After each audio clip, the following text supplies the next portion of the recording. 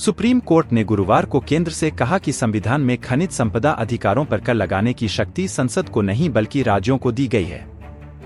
न्यायालय ने साथ ही यह भी कहा कि ऐसे अधिकार को कमजोर नहीं किया जाना चाहिए। प्रधान न्यायाधीश डी.वाई. चंद्रचूड़ की अध्यक्षता वाली 9 न्यायाधीशों की संविधान पीठ इस बात पर विचार कर रही है कि क्या खनन पट्टों पर एकत्रित रॉयल्टी को कर के रूप में माना जा सकता है, जैसा कि 1989 में 7 न्यायाधीशों की पीठ ने माना था। पीठ ने कहा कि संसद केवल यह सुनिश्चित करने के लिए कुछ सीमाएं तय कर सकती है कि खनिज विकास का काम अवरुद्ध न हो।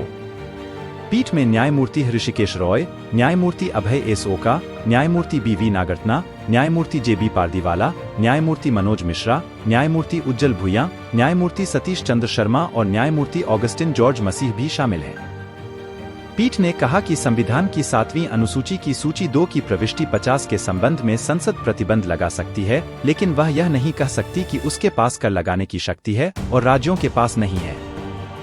संविधान की 7वीं अनुसूची संघ और राज्यों के बीच शक्तियों और कार्यों के आवंटन को निर्दिष्ट करती है। प्रधान न्यायाधीश ने अटॉर्नी जनरल आर वेंकटरमणी से कहा, कर लगाने का अधिकार संसद को नहीं दिया गया है, यह केवल राज्यों को दिया गया है।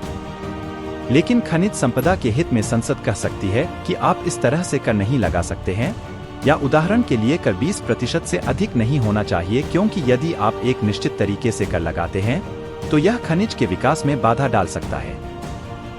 मामले की सुनवाई बेनती जा रही और 5 मार्च को फिर से शुरू होगी। सुप्रीम कोर्ट ने 27 फरवरी को इस विवादास्पद मुद्दे पर सुनवाई शुरू की थी कि क्या खान और खनिज विकास और विनियमन अधिनियम 1957 के तहत निकाले गए खनिजों पर देय रॉयल्टी कर है या नहीं। उत्खनित खनिजों पर देनदारी के विवाद पर असर डालने वाला यह मुद्दा 1989 में इंडिया सीमेंट्स लिमिटेड बनाम तमिलनाडु सरकार मामले में शीर्ष अदालत की 7 न्यायाधीशों की पीठ के फैसले के बाद उठा था, जिसमें यह माना गया था कि रॉयल्टी कोई कर नहीं है।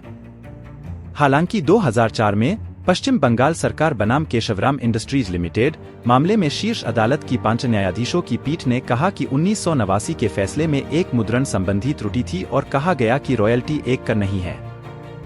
इसके बाद विवाद को 9 न्यायाधीशों वाली वृहद पीठ के सुपुर्द कर दिया गया था। सुप्रीम कोर्ट विभिन्न उच्च न्यायालयों द्वारा सुनाए गए विरोधाभासी फैसलों से उत्पन्न खनन कंपनियों, सार्वजनिक क्षेत्र के उपक्रमों, PSU और राज्य सरकारों द्वारा दायर 86 अपीलों पर सुनवाई कर रहा है।